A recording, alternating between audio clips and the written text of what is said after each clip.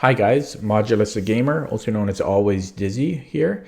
I'm back with another beginner chess game analysis video. A very long title. I should probably rename that. I forget what number we're on now, maybe 14, 15, something like that. Again, if anybody wants me to analyze their videos and they are a beginner, simply just send me a message and there's a very good chance I will do it. And just a caveat before I continue, that I'm not a titled player. I'm not a grandmaster. I'm not a master. I'm about 1950-ish on Lichess, so that can give you an idea of my skill.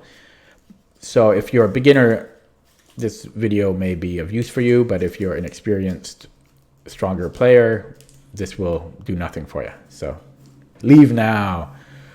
Okay. So with that being said, let's continue. This game was originally played on chess.com, but since I don't have a paid account there, I can't really...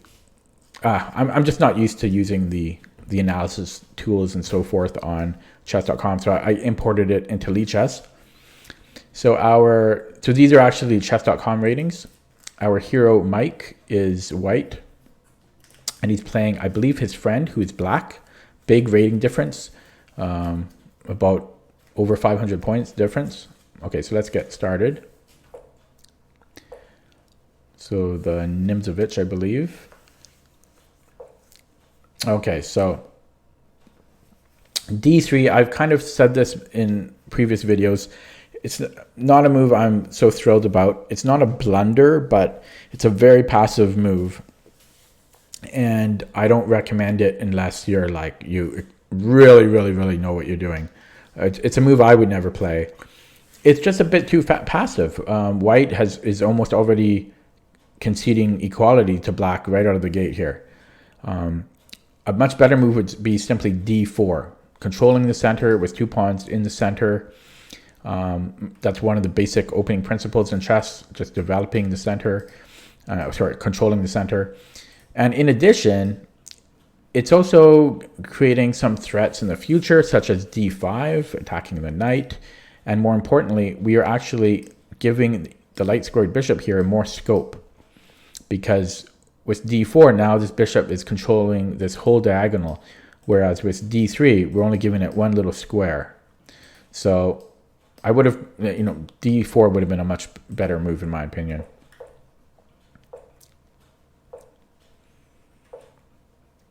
Okay, this is another move I'm not thrilled about. So it seems, at first glance, it seems like a good move, right? Bishop G5, we're attacking the queen, we're developing a minor piece. Those are both good things. However, you always have to give your opponent complete credit. You always have to assume that no matter your opponent's rating, I don't care if they're like a 2-year-old, you always have to assume that they're going to play the best possible move. As if you're playing Magnus Carlsen, right? Or Bobby Fischer, whoever. You have to assume that they're going to respond with the best move. And you can't really just make a move and, hope that they're going to move like here and then you're going to take the queen, or that, they'll take your bishop. So if they're not going to make a stupid move like that, what would they play? Like if you were black here, what would you play? Well, if it was me, I would probably play knight f6, developing a piece. And then if we made another move, okay, let me make the moves on the board if you can't visualize too deeply here. But black would just simply develop and block it. If white makes another move, then black can just kick out the bishop. Now the bishop is going to have to retreat with its tail between its legs, and we've lost a tempo. So we've lost a move. We're a move behind now. So that's just a mistake, right? And we don't want to be taking the knight because that's trading a bishop for a knight. And we don't, bishops are generally slightly more valuable than knights in most cases.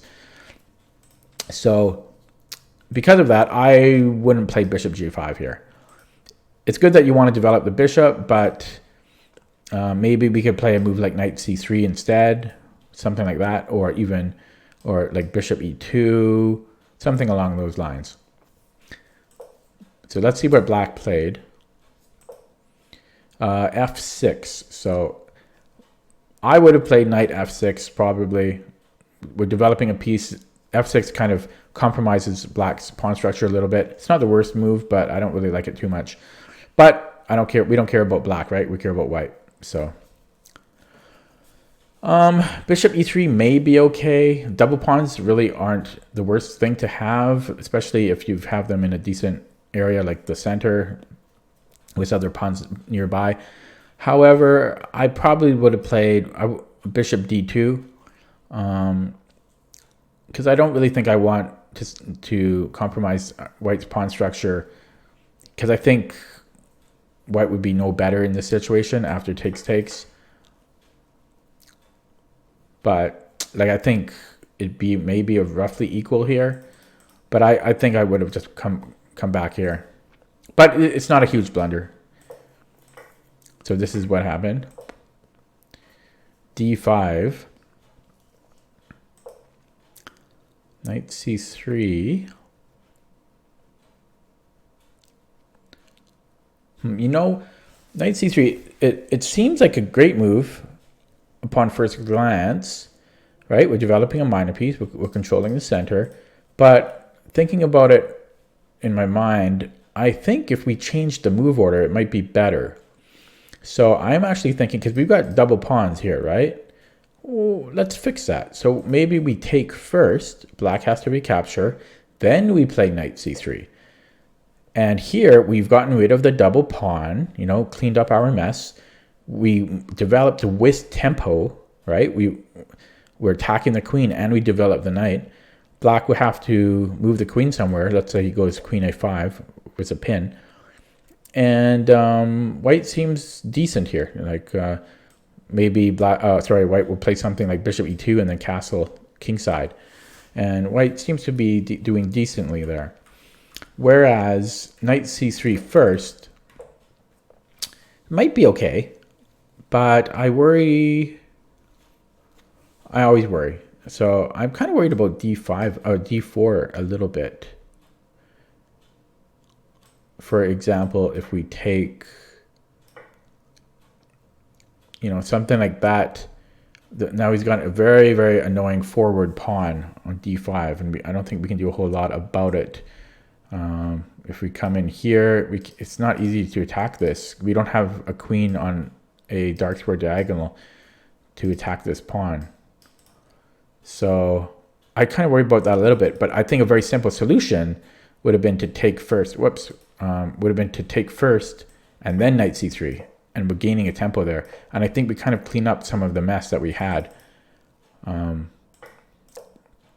Okay, so let's see what happened in the game. So black did play d4, and you can see, yeah, this is exactly what I just said. So, and then you move the knight to e5, which looks like a kind of a good outpost, but I'm kind of worried how long it can stay there. This knight can move and c6 can be played. We have to worry that we have an escape square too. These are kind of iffy squares, undefended. Yeah, and black is playing pretty well, actually. And black is developing, is attacking the knight while developing the bishop at the same time. It's a really good move, probably the best move here. And, you know, this, if we don't do anything about it, he's going to win a pawn, right? Because of takes. So probably have to move the knight back here, something like that. Let's see what you do. Oh, queen, yeah, so you missed that tactic, right? Hopefully, well, not hopefully, but we'll see if the opponent sees it. But very simple tactic here of winning the pawn. Yeah, so white's just down a pawn now. So you just have to be aware of those simple tactics. Like as soon as you played knight e5 here, knight d5, it was just a temporary measure. You know, it's not going to stay there forever. It's barely defended. It's just barely hanging on by a little pawn is the only thing making it hang on. Well, I need some water, but my throat is really sore. Not sore, it's dry. I don't know why. Okay, anyways. So we're down a pawn now. c4, I don't think I like c4. It's kind of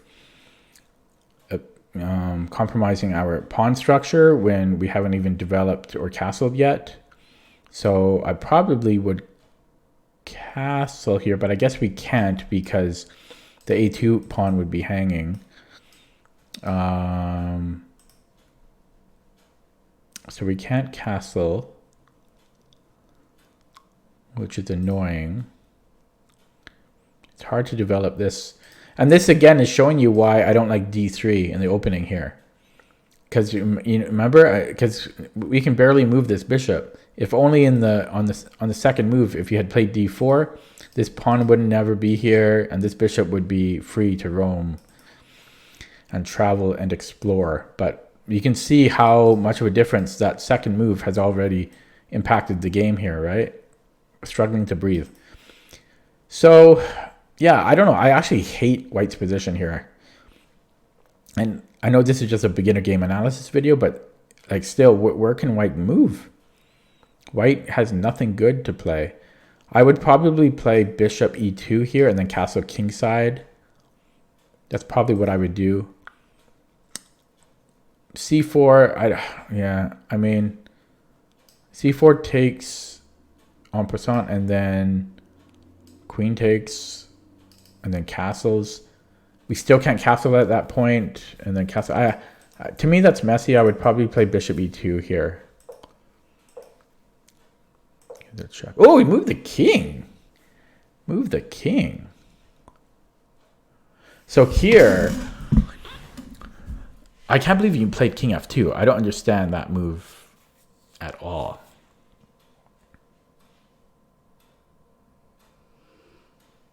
The move I would play would be queen e2, hoping that black will trade queens. If we trade queens here, I think white would be a lot happier because when we're kind of getting a bit stuffed in the position, we're happy to trade material, especially queens, because white would love to go to an endgame here. Because when we have less space, we want to be trading material, and then we can develop our other pieces and have more room to maneuver. If we went queen e2, black can block with the knight, but we can simply trade. And black can take with the pawn, but we have traded some material in that regard, and then we could maybe castle queenside, something like that.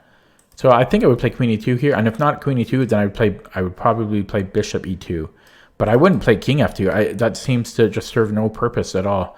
Oh, I see why you played it. I see why Mike played this. I would put money on it that he played king f2 with the hope of playing rook e1 with the skewer. So it's still not a good move. At least I know why he did it. But so that's a hope chess move, right? A hope chess is when you're hoping your opponent won't see the trick, and if he doesn't defend or doesn't play properly, it'll work. But you can't play like that. You always have to, again, you have to assume your opponent is going to play the best move. So even if you played here, and even if black didn't respond to it immediately and he castled, and then you played rook e1, you could still just, black could still just block with the knight, and your trick doesn't work. So you got to consider all that. Anyways, I don't like king f2. He does castle. Yeah, okay, so rook e1. You are controlling the file, which is nice. Yeah. Actually, I like that, actually. I got hiccups, excuse me. I do like rook e1, actually, here, in the fact that we're controlling the file, but these pieces haven't developed yet. But I do like that file control a lot. Okay, now moving backwards here. Defending is good, but no, the last thing white needs is to crawl up into a smaller ball. Kick out the queen, man. Like that's well, I don't know if that's best, but that's my instinctual move. Even a move like rook e4 would be good. We're attacking the queen. Everything's covered. We're still controlling the file. White needs to expand and explode, not crawl into a little ball here. Okay, so now you play h3.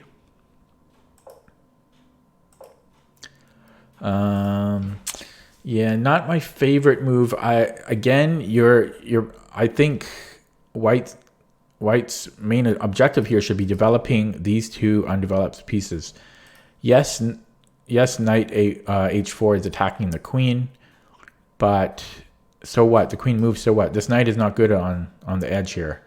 Knight on the rim is grim, right? So I don't like that. It's just like a one move. The knight is actually kind of nice where it is on f3. It's controlling some key squares here, right? I don't mind the knight where it is. I like it, but these have to be developed. You got to figure a way to do that. Maybe it's doing something like just examples like g4, bishop g2, and then doubling up here. Looks not bad. Something like that. But there's no real plan behind it. Yeah, okay, you develop the bishop, that's good. Okay, no. Well, no, I still don't like it. I was going to say it might be half decent because we're giving room to double up these rooks. But if you think of if black just simply plays g6, we're wasting a tempo here again. Now we have to move back again. It's like the third or fourth move in the game when you played bishop g5. It's the same idea. Black is just you're going to lose a tempo. You just got to run back home. That's what happened. Yeah, so you lost a whole tempo there again. Okay, this is probably a good move, I think. Well, it's hard to say because you are exposing the king a little bit. But you are controlling some good squares here. You've got this. Yeah, so I think I like bishop d5. Think that's all right with me. I like that. Okay, who cares about this, right? Who cares about this? Look at your rook, man. Look at your rook. Look at your rook. In the corner, the only piece you haven't developed. Develop the rook. Develop the rook. Who cares about this? Who cares? Develop the rook.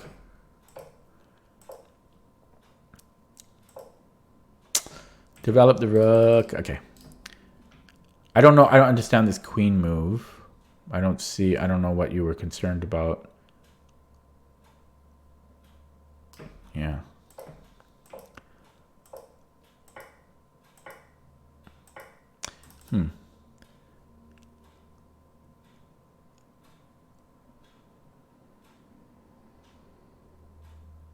Yeah, I was almost considering taking him as a king so that we can preserve these two pawns instead of making them isolated, but queen f5 check is looking pretty scary.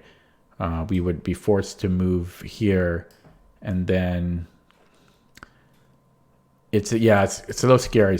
However, another option might have been taking with the bishop. Taking with the pawn, I don't think is terrible, but I don't really like having, it creates two isolated pawns. I don't really like that, but just something to consider. You could have considered taking with a king or taking with a bishop. Taking with a bishop might have been the better choice. Black can kick you out from here, but he could do that anyways, right? He could kick you out there anyways. So I might actually like taking with a bishop. Finally, the rook is out. Okay, black just straight up drops a knight. Yeah, okay, good. Okay, so you had two choices here, taking with the f pawn or the h pawn. I like that you took towards the center.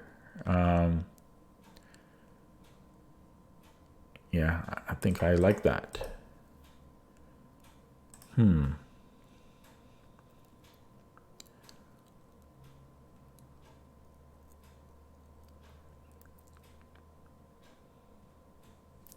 I think I might have considered playing queen e5 here. We're up a whole minor piece, so black can't afford to trade the queens. And if he goes somewhere else, he's got to be careful about a mate here.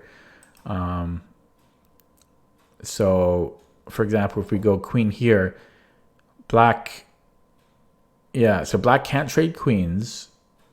He could, but that's not good for him. And he's got to control this square. So he doesn't have many moves.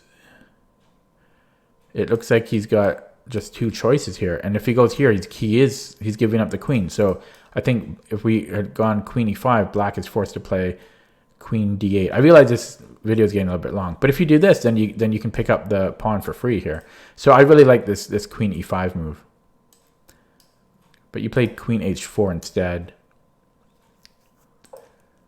Yeah, see, this just gets a lot messier. I don't know. I think I like that.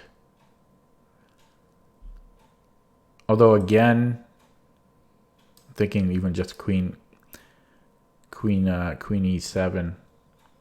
Same idea as before. But oh boy. Okay.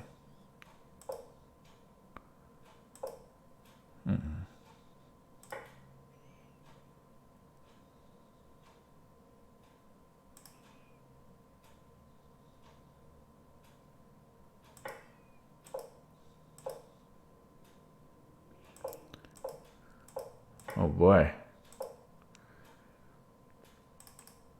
Okay, there it is. Huh?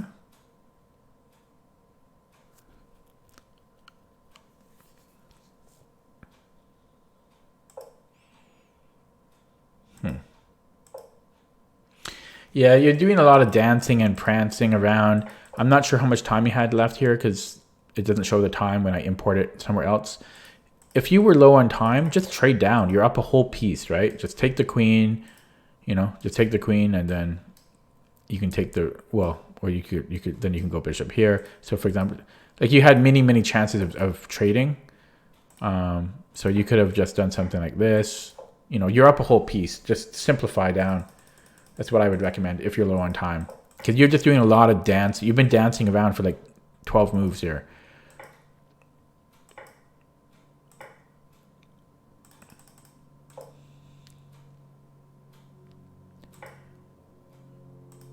Yeah, and here I would have taken with the king, I think. Oh, I guess you can't because of check. Okay.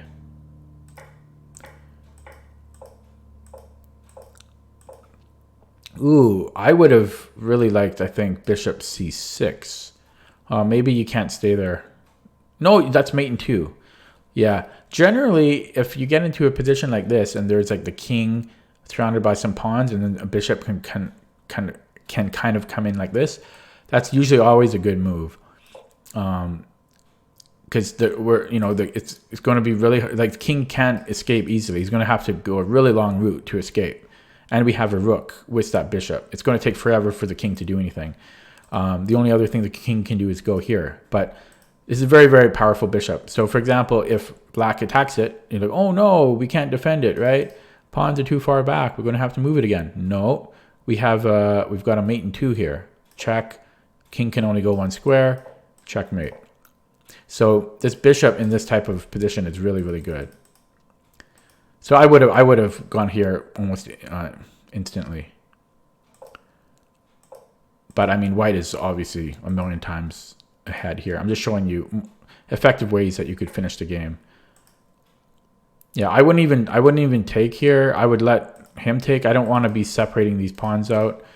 I mean, taking is not a terrible move, but I would have just, I would probably, like instinctually, if this was like a bullet game or something, I would probably just go like rook here, get my king up, something like that. You want to, don't worry about these pieces. They're self-sufficient. Get your other pieces into the game. This is doing nothing. This is doing nothing. This is doing nothing. The 3 most powerful pieces on the board here, they're doing nothing. So.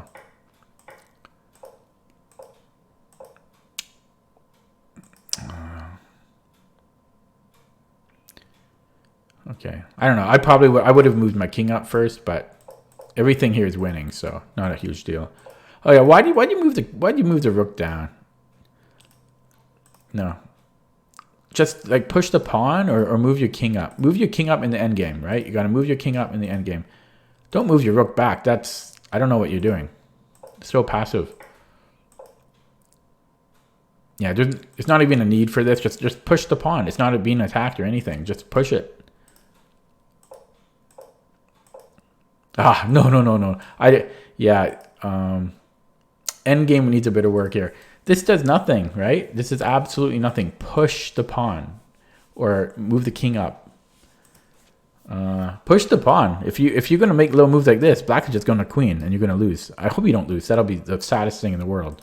You're up a million pieces here.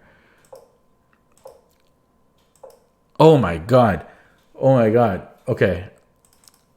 I know it's a beginner game analysis video, but I still get surprised sometimes. I'm okay. Let's not try to be a jerk and try to think what White was thinking here. But what the hell was White thinking? I have no idea. I guess he's trying to control this so that he can push it. He's scared of this. I guess he's scared of that. But it's like, worry about that later on if that happens. So okay, so if that's what you're worried about, like if you're worried about something like this, then you go, once a pawn is up there, then you kick it out. Then it's like, get out of here, rook. And then rook's like, okay.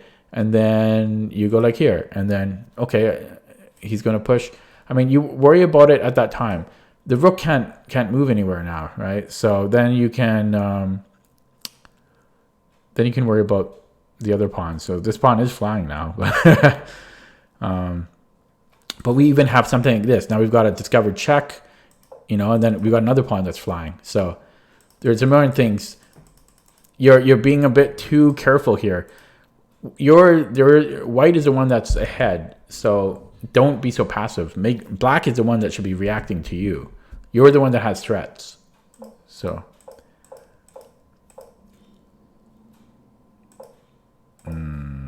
yeah, you can see what all of this passive, very timid play by White has done. Okay, pushing the pawn, that's good. Okay, there we go, back on track. This endgame was really, really, really, really, really bad, though. And you know what I would have done here? Instantly would have taken the rook. In an instant. Because... Well, I mean, I'm saying if it's a bullet game or something, or even a blitz game.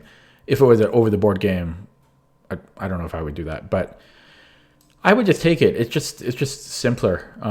And then then you protect this pawn, and then you trade off this pawn, and then you queen. Because a rook can be kind of annoying, but you don't have to take it. It's not a bad move to not take it. But it just simplifies. It just makes it so. For example, if we do something like this, move the king up. Like he can't go here. We're just going to queen, or just taking the pawn is easier even. And like what if we? Sorry. What actually we don't even have to do that. We could even just run here. Like what is black going to do? Black can do nothing. And now black has no rook. So I would have just taken that rook out. Simplify. If you're up a million pieces, just simplify. Okay, there you go. You do it here, but you lose a pawn by doing that. So that was actually not a good idea. But you were kind of forced. That wasn't your choosing, actually. Sorry. Yeah. So you screw up here, and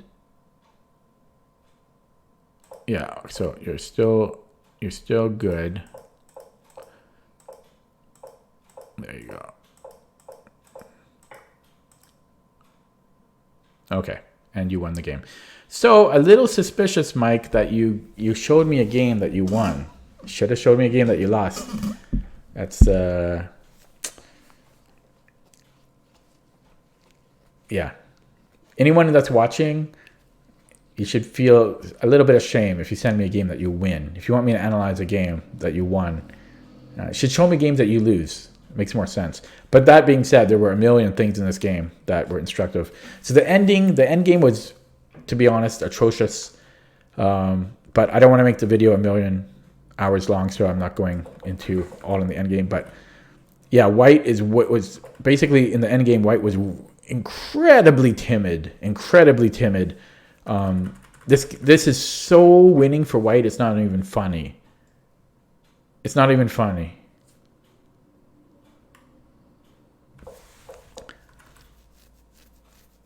And White made it way harder on himself than he had to.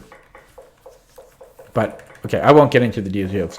But I would say the first the first half or the first 2/3 of the game were played pretty well by White.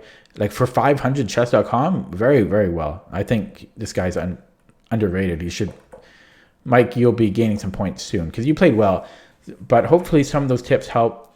Yeah, so thanks for watching. And if anyone again has any videos they would like me to analyze, just, send me a message and there's a good chance I'll do it. Thanks for watching. Hopefully this video recorded, and I'm going to go drink some water for my dry throat now. Thank you.